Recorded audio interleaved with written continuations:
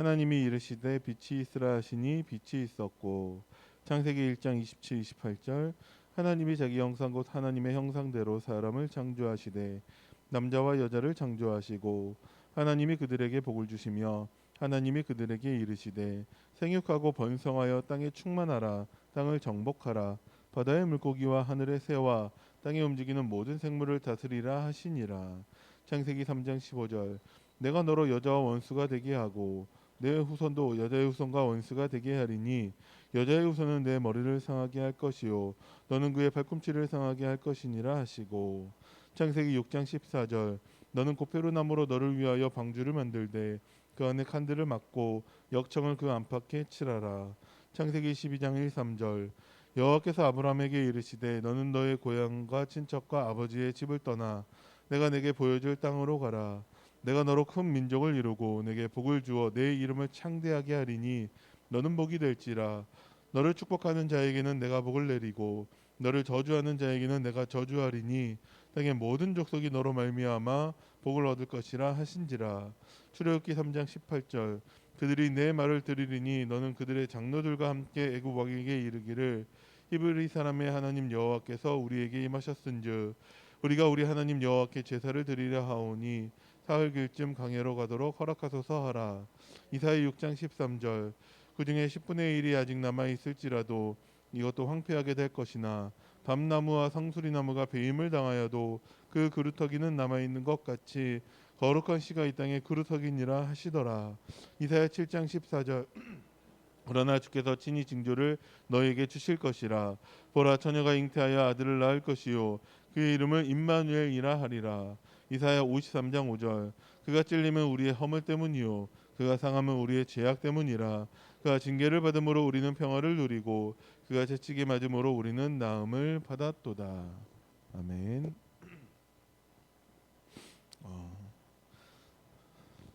산업인뿐만 아니라 모든 하나님의 자녀는 보좌의 축복을 누려야 됩니다. 보좌의 축복은 무엇이냐?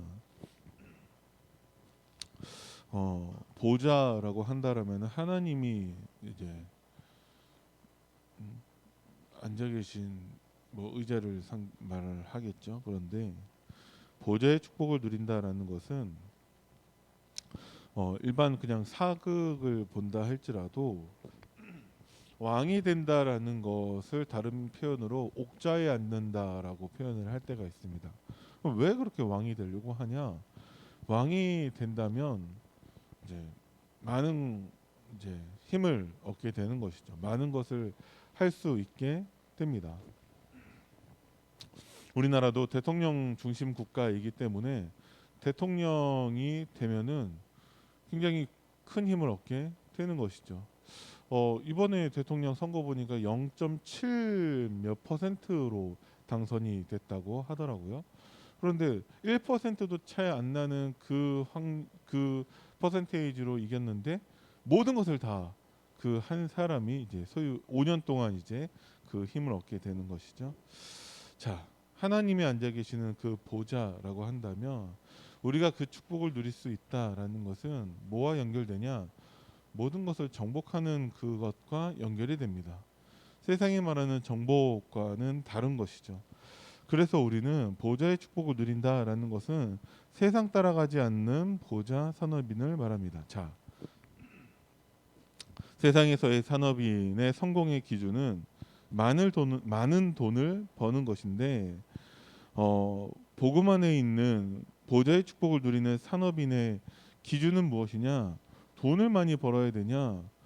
그것은 이제 두 번째 이유이고 어쨌든 산업인은 돈을 벌어야겠죠. 첫 번째 그 산업인의 그 목표는 무엇이냐? 생명을 살리는 것입니다.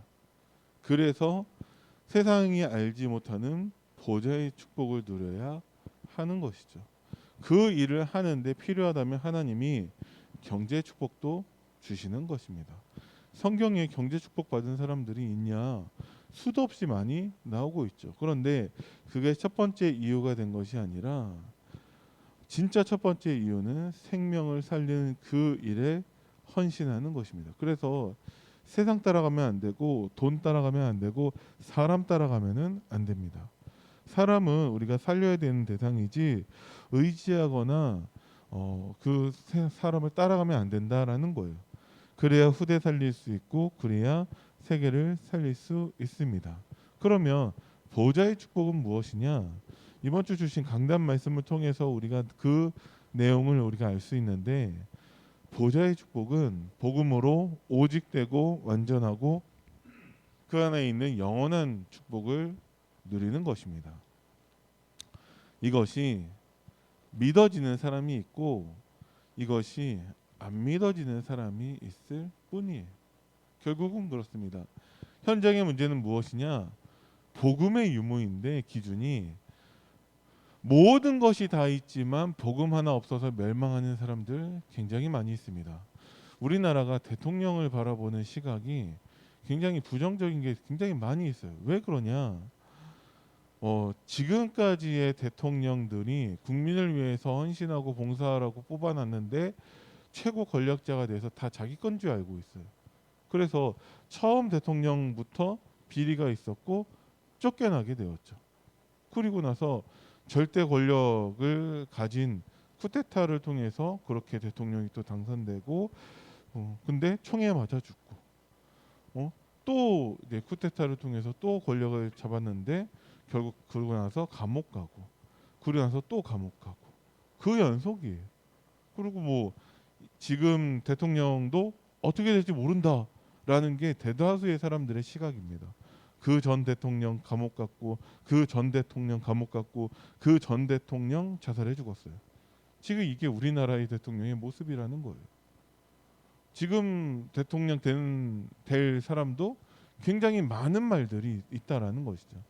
그게 현장의 모습입니다. 누가 봐도 성공한 사람들인데 모든 것을 다 가지고 있는데 딱 한 가지가 없다라는 거예요. 그게 뭐냐? 복음이라는 것이죠. 어떤 복음이냐? 오직 복음, 완전 복음, 영원한 복음이 없다라는 거예요. 어제 핵심 메시지 제목이 뭔지 아십니까? 성경은 하나님은 복음 가진 자를 쓰신 적이 없다라고 말씀하셨어요. 하나님은 오직 복음 가진 자, 오직 그리스도인을 사용하셨다라고 말씀을 하고 계십니다. 그러면 우리에게서에도 기준이 무엇이 되어야 하냐? 내가 오직 복음이냐, 완전한 복음을 가지고 있냐, 나에게 영원한 복음의 축복을 누리고 있는가가 중요한 것이지. 아니 도대체 내 기도에 하나님 언제 응답해 주시냐, 언제 병이 낫고 언제 우리 교회는 부흥하고 언제 나는 성공하고 여기에 기준이 있다라는 것은 우리가 결국 또 세상 따라가는 사람들이라는 거예요. 복음이라는 것은 더 받을 것도 필요한 것도 없는 완전한 복음을 말합니다. 하나님은 그러한 복음을 우리에게 주셨어요. 그런데 우리는 그런 완전한 복음을 누리는 것이 아니라 그냥 대충 알고 있는 비슷한 복음을 가지고 또 세상 따라가고 있다라면은 우리도 실패할 수밖에 없다는 것이죠. 교회가 이 오직 복음을 말하지 않으면 교회는 세상에 조롱당합니다. 지금 한국 교회, 전 세계 교회가 조롱당하고 있죠. 왜 그러냐? 그 세상의 문제가 아니라 교회가 오직 복음을 말하지 않는다라는 거예요. 복음을 알고 있는데 그 복음을 오직하지 못하고 있다. 그럼 나와 우리는 또 이 문제 속에서 이제 헛된 시간들을 보내게 되는 것이죠. 그러면 오직 복음, 완전 복음, 영원한 복음은 무엇이냐? 다시 한번 우리가 정리해야 되는데 갈보리산에서 예수님께서 모든 것을 다 이루셨다라고 말씀을 하셨습니다. 쉽게 얘기해서 끝났다라는 것이죠. 그래서 우리도 끝내야 됩니다. 예수님께서 십자가 죽으심과 부활하심으로 우리의 신분을 바꿔버리셨어요.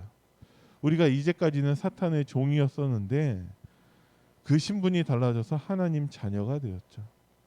그래서 모든 게 다 끝났다라는 것입니다. 우리나라 조선 시대 왕 중에서 참 희한한 스토리를 갖고 있는 왕이 있습니다. 그 사람이 철종 임금이죠.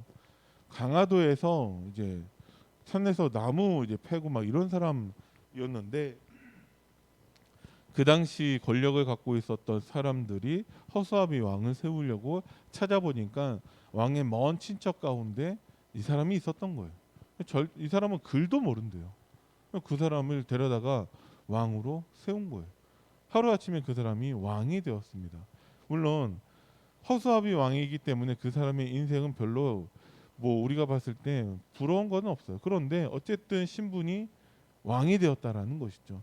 더 이상 산에 올라가서 나무 팰 필요도 없고 이제 뭐 먹고 살기 위해서 고민할 필요가 없다라는 거예요. 그럼 우리가 하나님의 자녀가 된 것입니다. 그러면 하나님 자녀된 우리는 어떻게 살아야 되냐? 이제 제자로 살아야 되는 것이죠. 이 제자의 기준은 무엇이냐? 예수님께서 마지막에 하신 말씀이 내가 세상 끝날까지 너희와 항상 함께 있을 것을 말씀하셨습니다. 갈보리 산에서 십자가 죽으심과 부활하심으로 모든 것을 다 끝내셨는데 그러면 우리가 진짜 끝나야 되는데 예수님께서 마지막으로 하신 약속이 또 우리와 항상 함께 하신다라는 거예요. 그것을 누리는 것이 제자입니다. 예수님이 항상 함께 하시는 것을 누리는 사람은 치유할 수 있습니다. 그리고 우리와 함께 하시는 예수님을 증거하는 것이 우리의 사명이라는 것이죠. 그래서 세상에 증거해야 되고 우리 후대들에게 증거해야 됩니다. 이게 우리의 유일한 사명이고 이게 하나님이 우리에게 주신 유일한 복음입니다. 모든 것이 다 끝났고 지금도 우리의 기준은 복음만 누리는 것입니다. 누구를 만나든 무슨 일을 하든 어디에 있든지 우리는 나와 함께 하시는 그리스도만 누리면 됩니다. 그러면 이제까지 나를 괴롭게 하고 힘들게 하고 나에게 정말 문제가 되었던 것들이 더 이상 나에게 문제되지 않습니다. 문제가 없으면 참 좋겠는데 문제는 우리가 죽을 때까지 계속 있어요.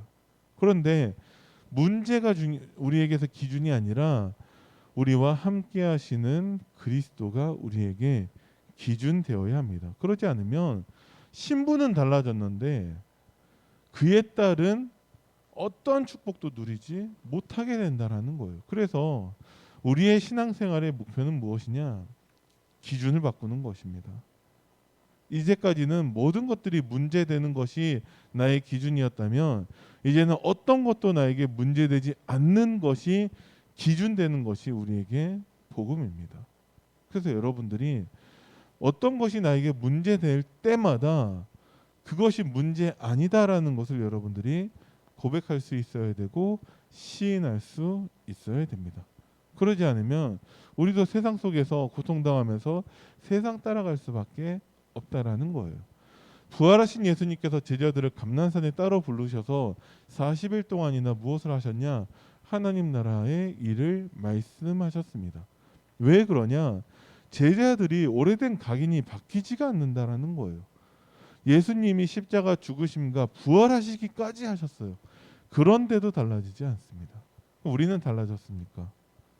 우리의 평생의 신앙생활의 목적도 우리의 기준을 바꾸는 거예요.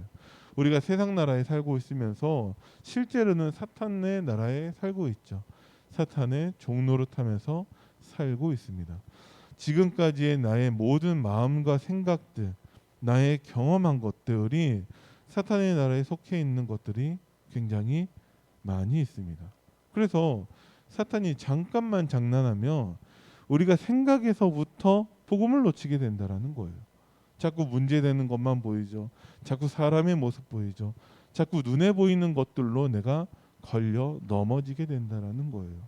그런데 진짜 복음을 가지고 있고 하나님 나라에 속해 있으면 이제까지 걸림돌 됐던 것들이 지금부터는 디딤돌이 됩니다. 어떤 것도 문제되지 않는다라는 것이죠. 이게 쉽게 달라지는 것이 아니기 때문에 예수님이 따로 제자들을 부르셔서 집중하게 하셨죠. 무려 40일 동안이나 함께 하시면서 설명하신 거예요. 부활하신 예수님께서 제자들에게 나타나셔서 40일 동안이나 집중하게 하셨다라는 것은 굉장한 일인데 그럼에도 불구하고 안 달라지는 친구들도 있다니까요. 주께서 이스라엘 나라를 회복하심이 이때니까 40일 동안이나 예수님의 설명을 들었는데도 불구하고 헛소리하고 있는 거예요. 어쩌면 그게 우리들의 모습이라는 것이죠. 그래서 여러분들의 평생에 정말 오직 복음을 누릴 수 있다. 그것은 세상하고 비교할 수 없는 최고의 축복을 누리고 계신 것입니다. 그게 보좌의 축복이죠. 그래서 하나님이 우리에게도 집중이 필요하다라고 말씀하고 계세요. 오늘도 성시대 하나님의 말씀이 선포될 것입니다. 사람의 말로 듣는 것이 아니라 하나님의 음성으로 들을 수 있도록 지금 내 영적 상태를 바꿔야 됩니다. 그리고 마가다락방이죠. 드디어 약속하신 성령의 충만을 우리에게 주셨습니다. 왜 그러냐? 구원받은 하나님의 자녀는 제자로 세상을 치유하는 사명이 있기 때문에 이것을 우리 스스로는 우리의 능력으로 수준으로는 할 수 없다는 것을 하나님이 더 잘 알고 계세요. 그래서 약속하신 성령의 충만을 그것이 믿는 자에게 믿고 기도한 자에게 드디어 임하게 되는 것이죠. 그거는 세절기 그 이전부터도 하나님께서 약속하신 응답이라는 거예요. 구원하신 하나님께서 우리를 인도하시고 천국 배경을 누리게 하십니다. 그래서 위로부터의 그 힘을 얻으라고 말씀하고 계시죠. 쉽게 얘기해서 다시 하나님 말씀에 집중하라는 것입니다. 사탄은 이것만 방해한다라는 거예요. 진짜 내가 하나님의 말씀을 나의 언약으로 붙잡을 수 있다면 사도행전 2장에 있었던 그 응답들이 나의 응답이 되는 것입니다. 그래서 우리는 한 가지만 하면 돼요. 무엇을 하면 되냐? 성령 충만 누리도록 24 집중하는 것입니다. 우리가 집중할 것이 많이 있냐? 예수님께서 십자가에서 우리의 모든 문제를 다 끝내셨다라는 것만 집중하면 됩니다. 끝났는데 내가 안 끝내고 있으니까 모든 일, 사건, 사람이 자꾸 문제가 되는 거예요. 진짜 끝난 사람은 모든 것에서의 하나님 주시는 행복을 누릴 수 있습니다. 그리 아니하실지라도 행복하고 무화과 나무, 포도, 외양간에 소가 없고 아무것도 없어도 구원의 하나님으로 인하여서 즐거워하고 기뻐할 수 있게 되는 것이죠. 세상 어떤 것보다도 하나님이 주시는 그 축복이 더 크게 보입니다. 그래서 응답은 따라올 수밖에 없고 치유할 수밖에 없고 어떤 것도 나에게 문제되지 않게 된다는 것이죠. 그래서 복음은 어렵냐? 복음에 조금만 집중해도 너무 쉬워요. 왜 그러냐? 하나님이 다 끝내셨다라는 것이죠. 그리스도께서 미리 정복하셨습니다. 무엇을 정복하셨냐? 결국 내 인생을 정복하신 것이죠. 더 이상 나는 사탄의 종이 아니라 하나님의 자녀가 된 것입니다. 그러면 하나님 자녀된 우리에게 하나님 자녀답게 살라고 말씀하고 계시는 거예요. 하나님 자녀다운 삶은 무엇이냐? 믿음입니다. 하나님이 다 끝내셨음을 믿는 믿음으로 사는 것이죠. 그 믿음은 어떻게 생기냐? 믿음은 들음에서 난다라는 거예요. 그래서 여러분들이 오늘 하나님의 또 선포하실 말씀에 집중하는 것이 내 인생의 성패를 좌우합니다. 그래서 여러분들이 오늘도 하나님 말씀에 집중하시기 바랍니다. 지금 내가 가지고 있는 모든 문제들 다 내려놓고 하나님 말씀 앞에 서시면 됩니다. 그 말씀을 나의 언약으로 붙잡고 모든 것을 다 이루셨다라는 것을 믿을 수만 있다면 하나님이 주시는 보좌의 축복을 누리는 증인 될 줄을 믿습니다. 기도하겠습니다. 살아계신 하나님 은혜를 감사드립니다. 우리로 완전 복음, 오직 복음, 영원한 복음의 증인으로 세우심을 감사드립니다. 우리가 하나님 주시는 말씀에 집중해서 다 이루셨음을, 다 끝났음을 믿는 믿음이 있게 하여 주시고 그 믿음 가지고 현장을 살리는 증인으로 제자로 설 수 있도록 주님이 축복하여 주옵소서. 감사를 드리며 우리 주 예수 그리스도 이름으로 기도드립니다. 아멘. 하늘에 계신 우리 아버지여, 이름이 거룩히 여김을 받으시오며 나라의 마옵시며 뜻이 하늘에서 이루어진 것 같이 땅에서도 이루어지이다. 오늘날 우리에게 일용할 양식을 주옵시고 우리가 우리에게 죄 지은 자를 사하여 준 것 같이 우리 죄를 사하여 주옵시고 우리를 시험에 들게 하지 마옵시며 다만 악에서 구하옵소서. 나라와 권세와 영광이 아버지께 영원히 있사옵나이다. 아멘.